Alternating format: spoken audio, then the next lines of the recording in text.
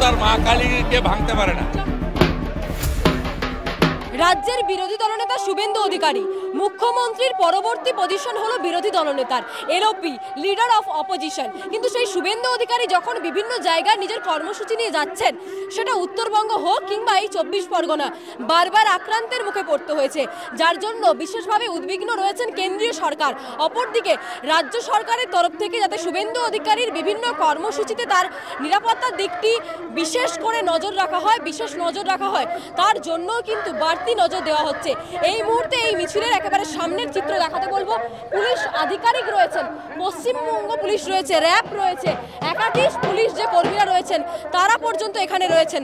অর্থাৎ বিরোধী দলনেতা শুভেন্দু অধিকারী তিনি বারবার বিভিন্ন জায়গায় গিয়ে যেভাবে আক্রমণের মুখে পড়ছেন, যেভাবে তার ওপর আক্রমণ করা হচ্ছে, সেই কথা মাথায় রেখেই মূলত এই নিরাপত্তার যে দিকটি রয়েছে, জেড প্লাস যে সিকিউরিটি, সেই ব্যবস্থার দিকে যেমন নজর রাখা হয়েছে, অপরদিকে রাজ্য পুলিশের তরফ থেকেও বিভিন্ন জায়গায় কর্মসূচিকে নিয়ে বাড়তি নজর দেওয়া হচ্ছে। কে দেখার জন্য দাঁড়িয়ে আছে?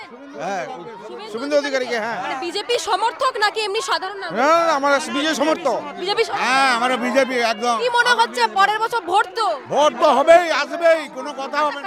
কালী ঠাকুর ভেঙে দিয়েছিল। হ্যাঁ, ভেঙে দিয়েছে।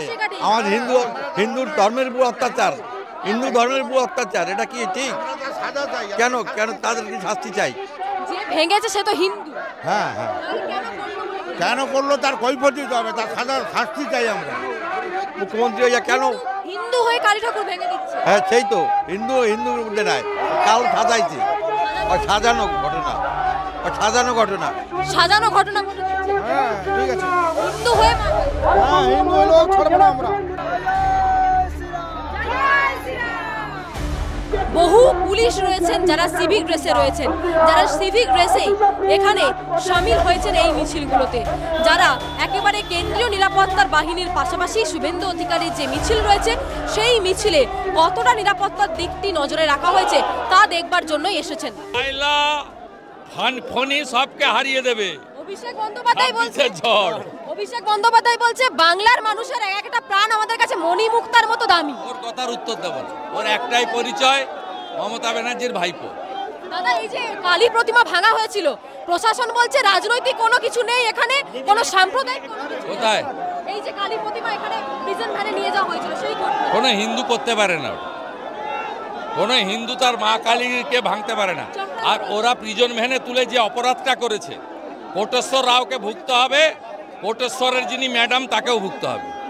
বাংলা হান্ড আজকে সকালে একটা স্টোরি করলো, যেখানে বাংলাদেশ থেকে আসা হিন্দুদের আমরা পেয়েছি যাদের ভোটার কার্ড নেই, বাংলাদেশ থেকে এসেছেন, আধার কার্ড আছে, ভোটার কার্ড নেই, হয়ে যাবে, চিন্তা নেই। 30,000 টাকা করে চাওয়া হচ্ছে, দেবেন না টাকা ছাড়াই হয়ে যাবে। এসআইআর হবে, এসআইআর তো শুরু হয়ে গেছে। এসআইআর হবে। তৃণমূল তাহলে এই ধরনের যে উৎপাত করছে, রাস্তায় নামছে, ভোটার তালিকা না বেরোলে টাইমলি ভোট হবে না, রাষ্ট্রপতি শাসন হবে। শোভন বৈশাখী তারা আবার তৃণমূলে যোগদান করবে। আমি এর প্রশ্নের উত্তর দেবো। আপনাদের কাজ নেই চ্যানেলে এইসব লোককে দেখান। একেবারে শুভেন্দু অধিকারী কাকদ্বীপ থেকে সরাসরি একেবারে এই যে মূর্তি ভাঙার ঘটনা আমরা দেখেছিলাম, শুভেন্দু অধিকারী নেতৃত্বে সেই মিছিল আমরা দেখলাম, কালী প্রতিমা ভাঙা নিয়ে যে প্রতিবাদ দেখা হয়েছিল, সেই প্রতিবাদেই আজকের বিজেপির তরফ থেকে এই মিছিল, এবং মূলত হিন্দু যারা রয়েছেন, সনাতনী যারা রয়েছেন, তাদেরকে একজোট হওয়ার জন্যই কিন্তু বার্তা দেওয়া হয়েছে কাকদ্বীপের এই মিছিলে। আরো ভালো ভালো খবর দেখতে সাবস্ক্রাইব করুন বাংলা হান্টের ইউটিউব চ্যানেল। বাংলা হান্টের আরো খবর দেখতে নজর রাখুন।